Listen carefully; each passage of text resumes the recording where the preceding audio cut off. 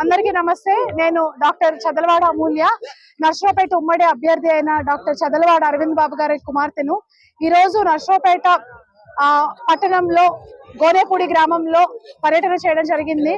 ఇక్కడ జనాలు అనూహ్య స్పందన చాలా ఆనందకరంగా ఉంది. ఇక్కడ ఏదైతే ఎస్సీ ఎస్టీ మైనారిటీ బీసీ కుటుంబాలు ఉన్నాయో వాళ్ళందరూ చంద్రబాబు నాయుడు గారికి, అలానే అరవింద్ బాబు గారికి, లావకృష్ణదేవరాయలు గారికి విజయ పలుకుతున్నారు, జయజయలు కొడుతున్నారు. మాకు ఈ ప్రభుత్వం, ప్రస్తుతం ఉన్న ప్రభుత్వము ఏ సంక్షేమ పథకాలు సరిగ్గా ఇంటికి అందించలేదు, అలానే ఏ అభివృద్ధి చేయలేదు.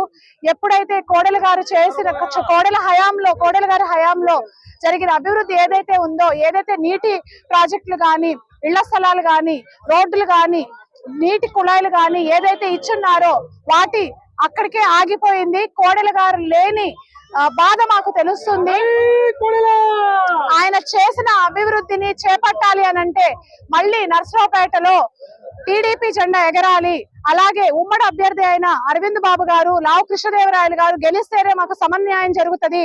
వాళ్ళిద్దరిలో మేము కోడెల గారిని చూసుకుంటాము. ఆయన లేని లోటు మేము వాళ్ళిద్దరిలో తీర్చుకుంటాము. ఆయన ఏదైతే ఆపేశారో, ఆయనతో ఆగిపోయిందో అభివృద్ధి, అది వీళ్ళిద్దరి ద్వారా మేము నెరవేర్చుకుంటాము. నర్సరావుపేట నియోజకవర్గం మరింత బలపడుతుంది టీడీపీ ప్రభుత్వం వస్తే అని అందరూ మాకు జయజయలు కొడుతున్నారు, హారతులు ఇచ్చారు.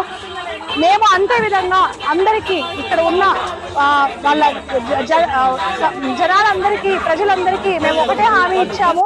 మేము ప్రభుత్వంలోకి వచ్చిన వెంటనే ఏదైతే పథకాలు కానీ అభివృద్ధి ఆగిపోయిందవన్నీ చేపడతాము. మీ అందరికీ అండగా ఉంటాము.